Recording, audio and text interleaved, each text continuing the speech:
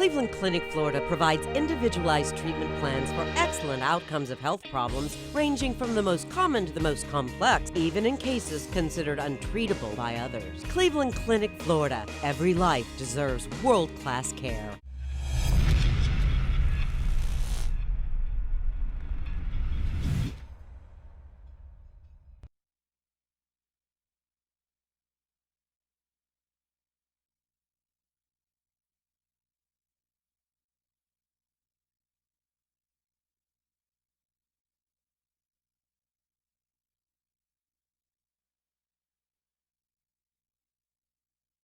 Never mind. We don't have an opening again. It's not on that iPod, and it's on that iPad, and it's not on that iPad. And I'm overhitting him like, okay. This is the After the Show podcast. Time to get real and up in your So I kind of ass. think that opening was kind of charming.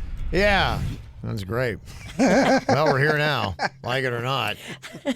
Yeah. That's crazy. It's been a rough week. Well, there's so many like little points of fuckery around here that it's like, okay, we have these two iPads and I can only play one of them, and I forgot I can only play that one, but then that one doesn't match with that one. So it's like you have some things on this one that you don't have on that one. So I'm going, hey, we don't have any of the openings on that iPad. I'm like, it's just, good Lord, it's so damn confusing over here, Virginia. I don't know how you do it, actually. It's like, wait, what? All those buttons would break my brain. I tell people all the time, it's like really learning an instrument. It's a very, very big organ. Yeah, it's That's what she said. Oh yeah, never heard that before. It is a big organ. Yeah, a lot of stuff to hit over here. All right, let's see. Got a lot of emails, people talking about stuff that have been on the show. They actually got a lot of chatter about whether Palm Beach Gardens Little League should allow peanuts or not. A judge had ruled, screw it. There's a 6-year-old kid that wants to play baseball, but he can't because they got peanuts there, and he's got a severe nut allergy. And there's a couple questions. I mean, I don't have some of the details too. And Jay Bird brought up a good point. How severe is this? Like the kind where the kid's going to drop dead if they got nuts up there? Or what happens to them? I just know Little League parents. I've been around them a big part of my life. Now, is it a life-threatening thing? Let's talk about that. If it is, okay, let's examine that. Or is it just a parent getting mad because they're not getting their way? That's all I'm asking. Yeah, I don't know. I'd like to know the tone on that. I mean, what you got from the story was it seemed like there was one mom, she's got a 6-year-old kid. He'd love to play baseball. His friends play, and he just can't because they got the peanuts and the shells get in the dugout and things like that. So she never knows when he might run into one, and it threatens his life. And so something like that, if they were going around, they were taking a vote saying, what do you think? Do you think that we should have peanuts or not, and it was a parental vote, I'd be like, does it mean this kid can play? I'm like, yeah, screw it. My kid's not gonna die if he doesn't have peanuts at the damn ballpark. Exactly, and that's what it is. The small sacrifice that those of us that can eat peanuts are making not to eat peanuts just while we're doing ball games. Like, who gives a crap? Now, I'm a case-by-case basis. I'm not one of those blanket people where they say it's another example of where the minority gets their way and the majority's got to fold to it. But you're talking about a 6-year-old. I'm like, it's a case-by-case. Who's going to get sick? Yeah, does this matter or not? I want him to be happy. I want him to play baseball, and I don't love and need peanuts. I also feel like there's possibly a compromise here where it doesn't have to be this end-all be-all kind of a thing. I need more details, too. I don't know enough about the allergies and how close they can be and things like that, and what all that kind of stuff is. So I don't know. Thankfully, I don't. They will shut down a whole entire airplane from serving peanuts if just one person says, I have a peanut allergy, because you can't take a risk. If the peanut dust gets in the air and then another person breathes it that has the allergy, like... But how many times have you been on a plane where they've served you peanuts and no one said anything? You know what I mean? How big of you're using that? You keep on using that one example about it going in the air and then everyone freaks out.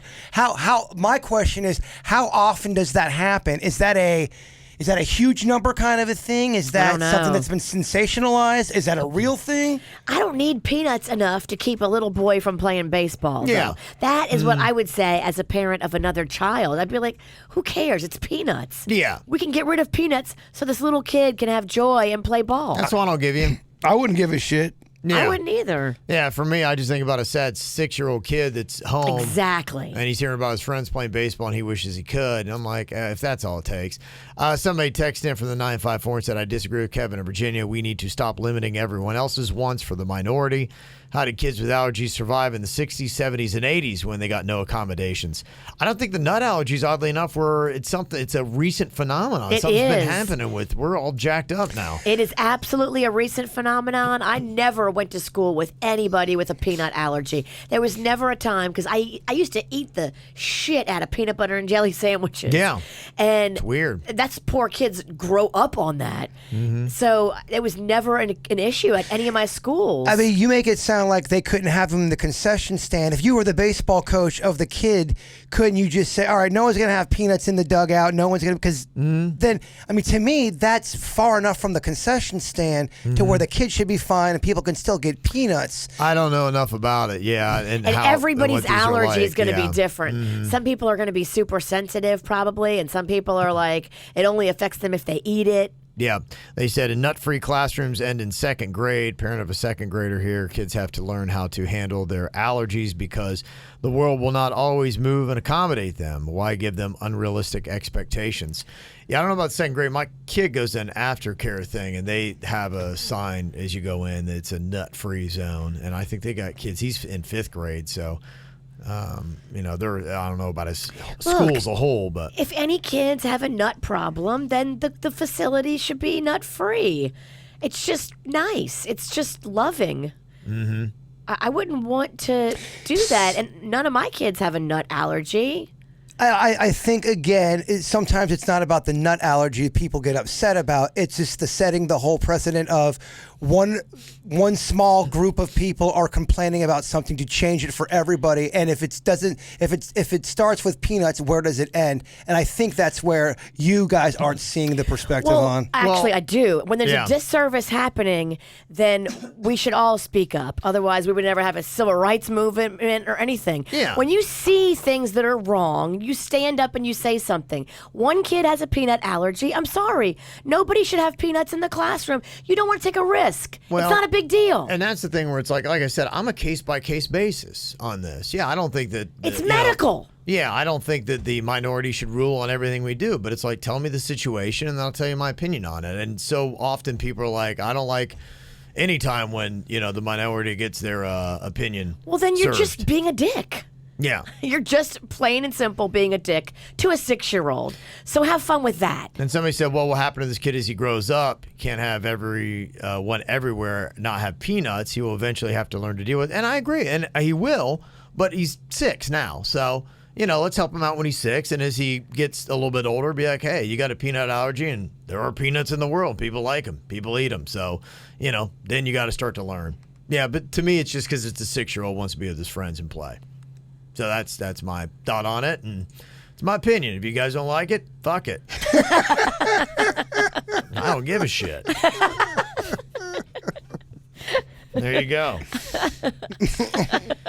Milika sent in an email here. She said, I was listening to the ATS on Tuesday. I saw this news feed in Facebook. It was former SNL cast member Rob Schneider defends fired Shane Gillis over racism storm. We're talking about this guy yesterday that spent all 4 days on the SNL cast before they booted him off because he was on a podcast and was saying some comments about people in Chinatown and Chinese people and called them that derogatory slang that you use and was making fun of their accent and such. And so Rob Schneider jumped to his defense on Twitter, criticizing the decision to fire his fellow comedian because of, quote, offensive, hurtful, and unacceptable language he used in the past. And he said, Dear Shane Gillis, the 55-year-old tweeted, as a former SNL cast member, I'm sorry that you had the misfortune of being a cast member during this era of cultural unforgiveness, where comedic misfires are subject to the intolerable inquisition of those who never risked bombing on stage themselves. Blasted. I mean, you are going to give Virginia a heart attack. Peanut allergies mixed with Rob Schneider. Here's Rob Schneider trying to insert himself into something so he can get some talk. when it has nothing to do with him. Isn't that what all celebrities do? They get a hot topic and they insert themselves. He said, I think a suspension would be appropriate for someone who is part of an organization that says something terrible in a podcast from a year earlier. An honest, sincere apology and also accepting it seems appropriate as well. Destroying someone does not.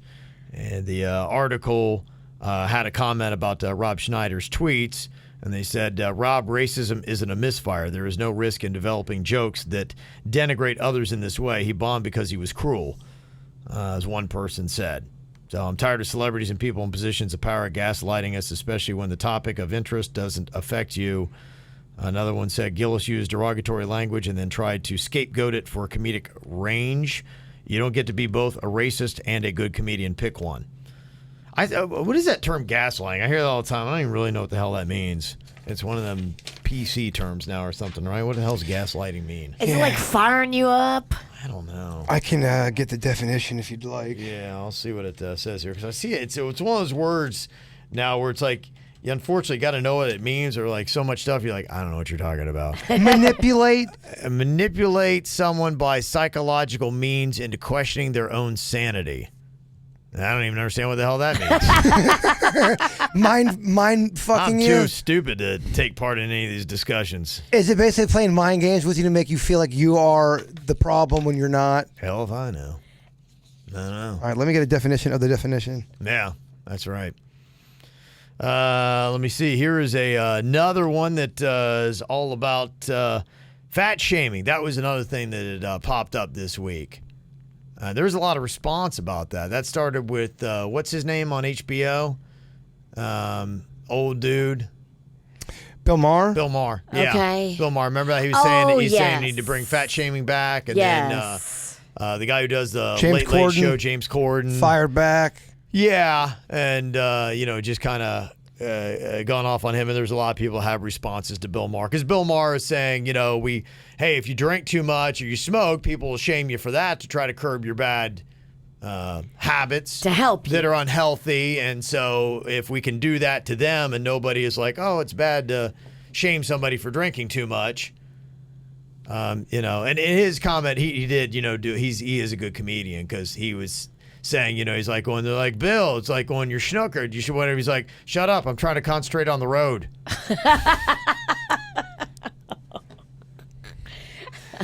He's quick. He's quick. He's very quick. That's true. He's very comedic. And that's a good joke. So people were going off on that. That was the thing. James Corden was just saying, look, shaming is not the way that you do that to get people to turn their ways. I don't know. Shaming works for me. Yeah, I didn't like it. I mean, and I would never do it to somebody else. I would never want to shame somebody. But, if the question is it effective? I got fat shamed back in the day, and damn, I dropped like 50 pounds because of that. It worked. It was effective for me. I would never fat shame somebody, because I know it would hurt someone's heart. That is not what I don't think any of us are about. Because we've all struggled with weight. I know I have. But to your guys' opinion, I did get in the best shape of my life. I did lose weight when I was shamed. Now, I don't think the way Bill Maher said it, I think that fires people up. But you're saying personally it worked for you, and it definitely worked for me. That's when I really got my weight in control, when I did get shamed. As terrible as it was, and as horrible as it felt, it got my ass in line a bit. Well, the response, from James Corden and other people is that it's not going to curb our behavior. We're still going to eat bad or eat too much, and now it's just affected our self-esteem. Somebody in the chat room had said, my ex, who's abusive, he realized I was gaining weight, and he used to call me fat to upset me, and it didn't help. It just made my esteem worse. Well, that guy's an asshole. I agree. That's why I don't feel good about it. I would never do that. I would try to, encourage somebody. And that's just it. I mean, with something like that, it's got to be something that somebody wants. And I think they've heard all about, all the health stories that are out there about weight and all those issues. And there's a lot of reasons why, but somebody, I know with working out and it comes to diet and that stuff, it's something you got to truly want in the core of it. And, if somebody doesn't want that in their own mind, I'm not going to sit here and just because it's what I think you should want for you doesn't mean look, you're a human. You can choose what you want for yourself. You are 110% right. You're never going to change until you absolutely want to change with anything in life. Right. Yeah. I mean, I didn't lose weight until I was embarrassed. I got publicly shamed. I'm like, all right, I don't want to feel this way anymore. I got to at least look somewhat confident when I have a shirt on. Yeah, that was it. No, I was so embarrassed by the comment that had come to me, and then I was like, well, what's the course of this? And I just realized the pain I felt from that moment was a lot worse than how good I felt when I ate the junk food and the crap that I knew. And even at that age and in that era, I'm like, okay, that food that I'm eating the way I'm eating, it's not doing what this is not how I should be treating my body. Yeah, this is the reason why I look the way I look, and people are having this reaction to me, and it hurt so much with that reaction that I got in the comment that was said to me. I'm like, okay, never again, and it stuck with me. Did you ever tell your parents about the comment? Because I know, a lot of the little Debbie fun you had was at home after school. Yeah. When you decided to stop eating all that crap, did you make any kind of proclamation to them, or did you just do it quietly? No, I just did it quietly. I just, I really stopped. I didn't eat a lot, and I remember at one point my mom took me to the doctor because I think I was like 175 and I dropped down to 119. Wow. And so she was just like, she thought I was like, faking eating. But I just really wasn't eating. And a big part of it was I was just running around. And I'm like, I'm not going to eat the crap. But then, it was when I had a moped. I had freedom. I could actually leave my house. I had the little Debbie cakes and run around with my friends. And Natty Light is not a lot of calories. Yeah, no, you're right. Yeah, so running around with my friends was a lot more fun than it was staying home and eating, Gotcha. Little Debbie snack cakes. So having that freedom was a big part of it for me. So, Gotcha. Yeah, so that was it. But I didn't tell my parents. I just went and did it. Denise, she said, I pulled some highlights from an article, and they said that fat people are more than twice as likely to have overweight dogs because they feed their pet fattening treats. Danish researchers say overweight people are more likely to indulge their pets, and overweight owners were found to have heavier obese dogs 35% of the time. Yeah, I think it's just an attitude towards food. That's a big part of it, and what you eat and what you care to put in your body and how much. Owners who are of a normal weight, however, only had a fat dog 14% of the time. Yeah, so it's just, it's a thought process. And, just because you're healthy and fit and feel great about it doesn't mean you have to make everybody else try to feel that way. Let them live their life. Do what they do. Let me see. Another thing that was up here was a nice little congratulations, too, to Tammy, who lives in Hershey, Pennsylvania.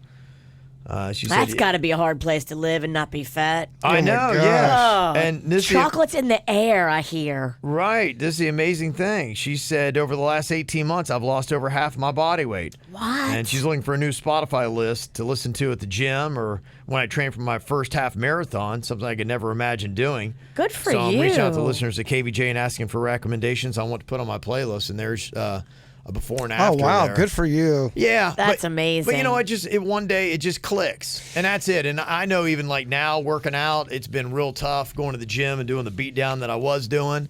And mentally, and that's why I didn't torture myself about it.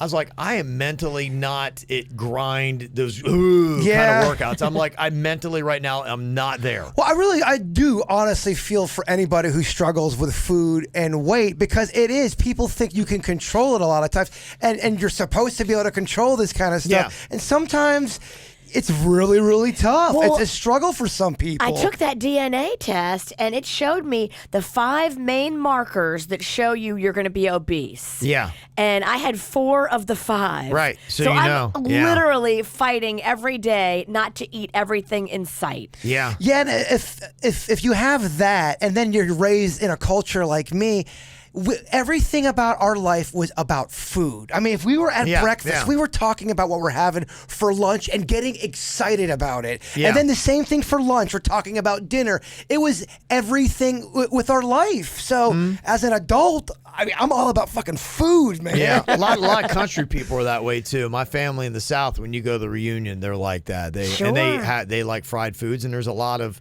overweight people in the deep South. Yeah, you get the blues. Sometimes you don't reach for the booze. You reach for a fucking pie or 6. I'm from New Orleans. We get both. Yeah. That's just it. And a big plate of food. Well, that's the sad thing. The one side, you got we got a bunch of people who eat everything on one side of my family. Then they get down the other side, everyone drinks everything. So I'm just like, pie, whiskey. Yeah. Oh, if only they made a whiskey pie. Oh, well, I like that. Yeah. So, yeah, I mean, that's just it. And, the last couple of days, there's a guy that I was training with up in North Palm. He's just a chill, mellow guy, and my workouts were just easy peasy. We're just kind of like, he's trying to see mobility and movement. There wasn't anything crazy with it. And I'm like going, that's what I need right now. I'm here, and it's like, it's not before I was crawling out of the gym, couldn't move, buckets of sweat, all that kind of stuff.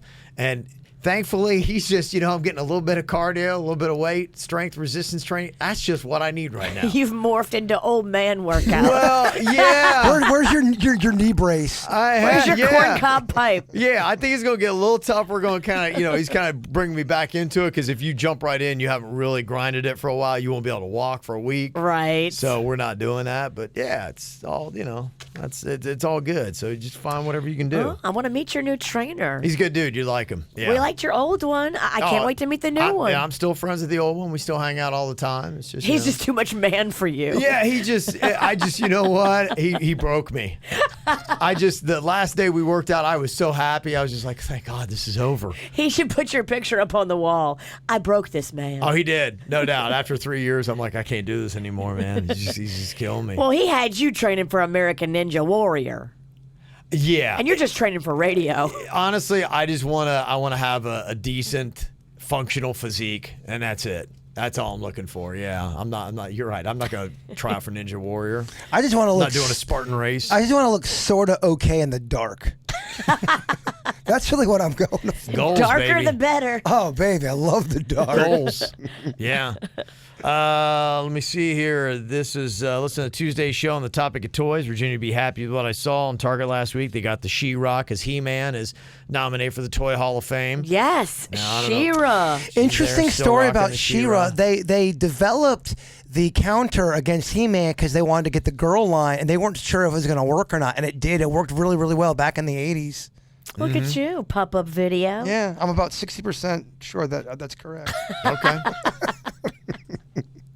Adult coloring books, go F yourself. I'm coloring, and calm the F down. There's a couple that you can do there. That's fun. Adults love coloring. They do. And there's a lovely thing to color there. It's eat a bag of dicks. You can color that in.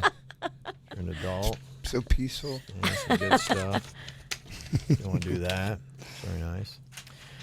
Let me see a couple suggestions here. Hannah said, Jaybird, next time you're drinking White Claws, you should have them do a white girl car bomb.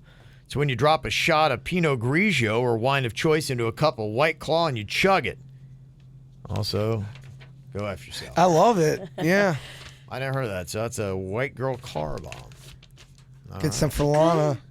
And a suggestion here from Melissa said, I recently found Natty Light Catalina Lime Mixer. I bought it based on the name alone, but it's super crushable and 6.1%. So Natural Light, yeah, they're getting into that game now. I saw it. They had them at Publix. I saw the Natty Light version of White Claw. Yeah, they're doing it. Also, let me see here. Somebody said that, yes, I noticed today the podcast app has a setting where you can speed up or slow down the podcast. You can speed it up to 2 times and down to only 1/2. Jason sounds like a drunken sloth. It's freaking hilarious. That's your 1980s rap laugh. Rap!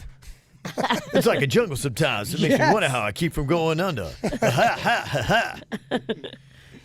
Drew said, hey, I believe rappelling is the one stunt Jaybird would never do. I'm wondering what is the one stunt all of you would never do outside of naked stuff. Yeah, anything with me being on the side of a skyscraper would be tough. I don't want to jump out of an airplane. I've done that, surprisingly. I don't know how you've done that. So you would rather rappel than jump out of a plane? Every day. See, the idea of rappelling horrifies me. The plane thing, it's just so quick, and it happens so quick. You do have time to think about it, don't get me wrong. But once you're in the air, it's over. Rappelling, such a process. Yeah, I don't know. I've been too scared recently about all the stories about little aircraft crashing. Yeah, right. There's been a lot of it that I've just had thrust in my face, and I'm just not ready to get on a little airplane to do anything. If you had to do one or the other, rappel off a big, tall skyscraper or jump out of a plane, what do you go with?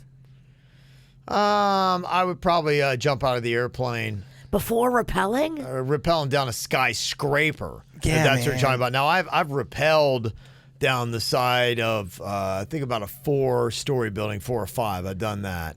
And I would do that. If it was that or jumping out of a plane, I would rappel. Just talking about it makes me feel my hand. Feel how clammy it is. I want to feel your wet hand. Oh, stop it. It's like we're family. You're that creepy uncle who keeps trying to touch me. Yeah, here. Yeah, that kind of family. Here, feel this. Feel this. It's wet. Here, feel my nuts. Yeah. And you're my old-ass grandma. Come on, touch it. See how wet it is. See how wet it is. Come on. Touch it. Touch it. Stop trying to make Granny touch your nuts. Touch it. Touch Weird it. uncle. Yes. Weird. Uncles are always the weird one. You're right. They are. Oh, my mom's brother, he was a real piece. Really? I found out some shit about this dirtbag. I always knew, growing up, as a kid, you do have a sense about people. Even though you're a kid, Sure. you have an intuition, and I did. I always thought my mom's brother was up to something. I did not like this cat. I did not vibe him. Turns out, he was a real dirtbag. He tried to kill my mom when they were little, holding her head under the water in the swimming pool. And then, when they got a little bit older, he molested her. Found that out in therapy as a grown-ass 40-year-old woman. What the fuck? I know. Creepy uncles. Wow, you just They exist. Totally Yeah, M. they Night do. Shyamalan does. I did not see that story coming. Yeah, I didn't either. I was like, wait, what? What? My mom told us that in therapy, and I was like, oh my gosh. Well, thank you for giving me that weird pit in my stomach. I appreciate He's that. dead. He died. Okay, you just... Good. You really know how to turn the room down. I'd say rest in peace, Uncle Eddie, but it's not how I feel. All right, Uncle Eddie. Sorry. Uncle Eddie. That's all right. Yeah, Kev, as you were. Yes. Were you saying something? How do we get on that little road? Let's see here. We've got Amanda from the Pizzle saying, I thought Jaybird would be interested in this series on Netflix called The Mind Explained. Each episode explains different subjects that are related to the brain function.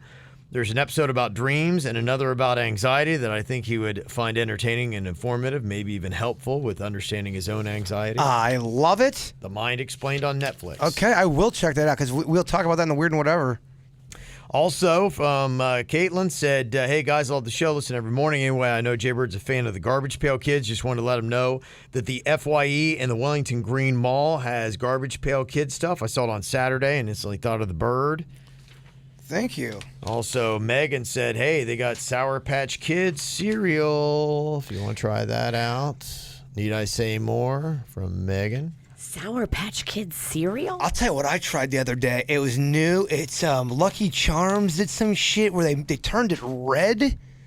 I forget exactly what they did with Lucky Charms, but Blood red. They made it, yeah, and it was funky. I did not the good kind of funky. It was fucking gross. I think there's different flavors of Lucky Charms now. Oh, Fat Kevin, you would have hated it. Yeah. It's murder red. They've added like new unicorns to the regular one, and then they've done like a bunch of different flavors now. It's kind of weird. I'm down with the extra unicorn flavors. The unicorns are awesome because there's so many more marshmallows. I'm not down with murder red oats. No, that's weird. Yeah. Note here about Bud's Chicken and Seafood. Kevin here from the Pizzle. I've heard you guys talking about the Bud's Chicken and Seafood for years. Finally getting an opportunity to now try it. It's effing amazing. You guys rock. Kevin, you have beady eyes. Virginia, gargle glass. Jason, go fuck yourself. Danny, smoke weed every day. There you go. Don't forget, too, all during the month of October at Bud's, when you go in there and buy, I believe it's the conch fritter. Yes. They're going to donate $1 back from every conch fritter sale to support our Bahamian relief efforts. I just want to get the bronc eating the conch. Oh, the Bronc gets down on the conch. Just for the hashtag bronc conch. Bronc honk. Love it. Bronc honk. Brooke said, Jaybird, for all the subscriptions you have out there, and I think we've heard about this before, the app put in all your bank information. It tells you everything you have a subscription to and what's coming out of your account every month. So you can figure it on that and be like, I need to cancel that. It's a gym membership I haven't been to in 13 years. VIP. That kind of stuff. You're VIP. I am VIP. I can go to any one of these gyms in the country. That's the shit I've been paying since 2006. What's the name of it? I don't want to get the names, baby. Because I don't know what accounts we got these days. Nick had said, first I want to congratulate you on your relief efforts and making it through the Great 48 and raising the 200K. You guys are awesome. Woo-hoo. Secondly, I randomly searched your names through IMDb and was pleasantly surprised that you all have credits I never knew about. Kevin had multiple movie credits as an actor, and Jason had numerous credits in the fields of animation and visual effects on big movies like Superman Returns and Across the Universe. At first, I thought maybe they were people with the same names, but they both included a short film credit shared with one Virginia Sinicki, which is not a common name, so I figured they must be accurate. Do tell. How come we never heard about your experiences in showbiz before? Yeah, so we work with a guy, producer from Hollywood. No, I have no idea what that is. I have no idea either, Nick. I can promise you, I don't have any kind of credits. Someone's making that up. Nobody here worked on Superman. No, we have YouTube credit. Jay-Bird's got Superman figurines. I actually don't, but funny you bring that up. I am looking into the 1982. Oh, never. I saw this couple of rock notes here. One is this cool little J-Town Jam that's going to be going on. The Virginia's going to be a part of. It's an inaugural event with Jason Newsted, who I'd love to see. He used to be the bass player in Metallica. He was actually part of the first concert I ever saw. He was the bass player for Metallica when I went to the Monsters of Rock in 1988. Oh, that's cool. Yeah, he was their bass player then. And is he not the bass player anymore? No, he's not. He hasn't been in a while. It's Robert Trujillo is the name of the guy, and they booted him out probably well over a decade ago.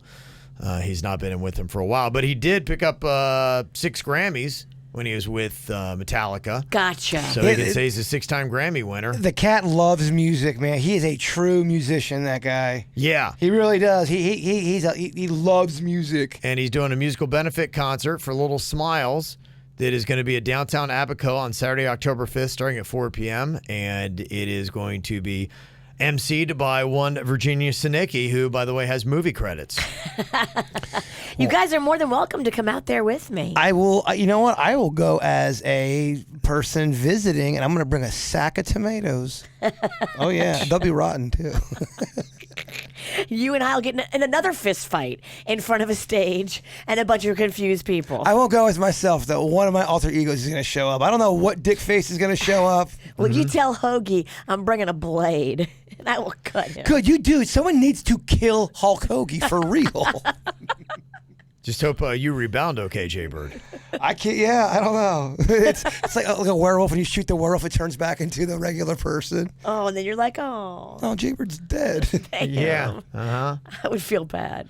Yeah, I would like to. I'd like to see. I've never had a chance to meet him. I know he does a lot of art stuff, and people are always like, "Oh, I ran into Jason Newsted." I'm like, "No way, it's so cool. I'd love to run into him." Since you're my friend, I will invite you to the VIP party on Thursday night at a private home before the concert. No way, that would be awesome. You can get a private one-on-one. Oh, that would be badass, Mr. Newsted. Yeah, that'd be cool. I like to talk to him. Yeah, because. Remember back in there, I think he was playing a 6-string bass, and that was like such a big thing, from Mullet Kev. I was like, oh man, Jason Newsted plays a 6-string bass. Love it. Oh yeah. And there's another thing going down. Scott Stapp is going to be at the Broward Center on September 27th, and his merch girl listens to the KVJ show, and she's put me in touch with the tour manager, and I'm trying to see if I can get an interview with Scott Stapp. Cool. Yeah, I think it would be cool. I liked Creed back in the day, and he had his bumps in the road. And I think he's got his head on straight. And he's actually come out with, because I still like hard rock a good bit. And he's come out with songs that if you like hard rock, and they'd be going, actually, for hard rock, it's pretty good. Okay. His new music is pretty decent.